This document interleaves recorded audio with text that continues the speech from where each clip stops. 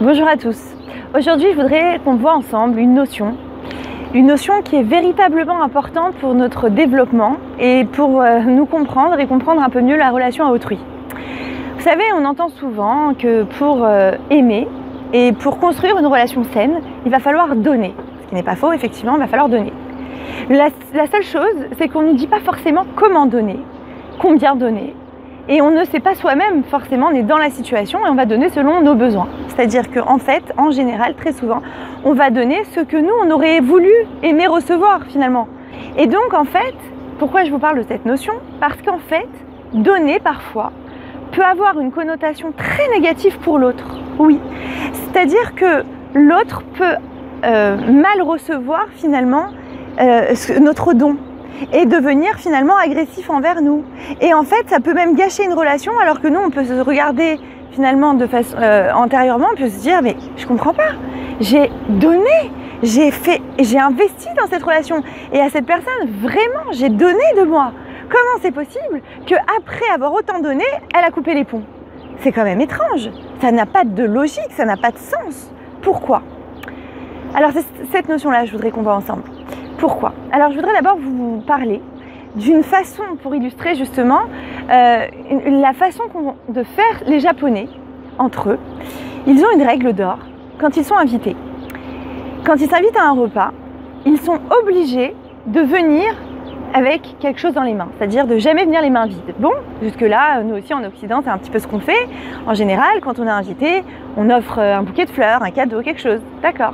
Très bien. Pourquoi? Parce qu'il faut qu'on sente quand même qu'on est poli et qu'on rend un petit peu ce que l'autre nous a donné. D'accord. Seulement, chez les Japonais, ce qui est très intéressant, c'est que eux vont véritablement réfléchir à ce qu'ils vont apporter.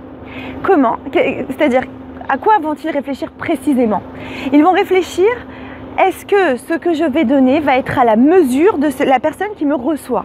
Ça veut dire, je ne dois pas donner quelque chose qui soit au-dessus de ses moyens et qui ne puisse pas me rendre. Et je ne dois pas donner quelque chose qui soit pas assez reconnu chez lui. C'est-à-dire, après, ça pourrait être humiliant même. C'est-à-dire, moi, je te reçois et tu me donnes quelque chose de dérisoire ou de pas assez... ce serait en fait une forme de dire, je te reconnais pas. Donc, ils vont réfléchir vraiment sérieusement à ce qu'ils pourront apporter qui sera à la mesure de la personne qui reçoit. D'accord? Pourquoi? Parce qu'en fait, ils ont compris en fait que la façon qu'ils vont avoir de réfléchir à ce cadeau qu'ils vont venir apporter va être en fait un signe de reconnaissance, mais aussi un signe de réciprocité. Si tu me donnes trop, d'accord, et que moi je ne peux pas rendre ce que tu es en train de me donner, eh bien je risque de me sentir agressée par ton don. Parce que je ne vais pas me sentir en mesure de te rendre. Et finalement, je vais me sentir rabaissée, je vais me sentir humiliée. Et donc cette relation, je me sentirai mal à l'aise dedans. Et donc, je n'arriverai pas à l'entretenir. Donc je préfère m'éloigner. C'est pour ça qu'il est important de savoir donner à la bonne mesure. Je donne quand je sais que je peux, finalement, que l'autre va pouvoir me redonner ce que moi je lui donne. Alors là, on est dans une relation saine et équilibrée. Une relation véritable de réciprocité. Cette notion de réciprocité est véritablement la clé du don sain et équilibré dans la relation. Si je perds cette notion de réciprocité, eh bien je risque de perdre ma relation ou de l'entraver ou de rentrer dans une relation finalement déséquilibrée, désharmonieuse et ensuite qui risque soit de me faire du mal, soit de rentrer finalement dans une relation toxique, soit d'un jour me risquer à couper cette relation, à avoir un besoin, un besoin incontrôlable d'arrêter cette relation parce que je sens intérieurement qu'elle me fait du mal. Pourquoi?